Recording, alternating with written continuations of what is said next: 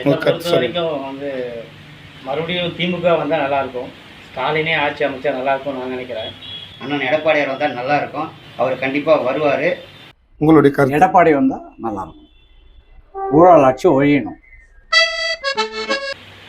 ஸ்டாலின் அவர்கள் வந்து மகளிருக்கு உரிமை தொகை தேவையான என்னை பொறுத்த வரைக்கும் எங்கள் ஊரில் வந்து ரோடு வசதி, தண்ணி வசதி, கலைஞர் கனவு இல்லம், வீடு இல்லாதவங்களுக்கு வீடு நிறைய சேர்ந்துருக்காரு.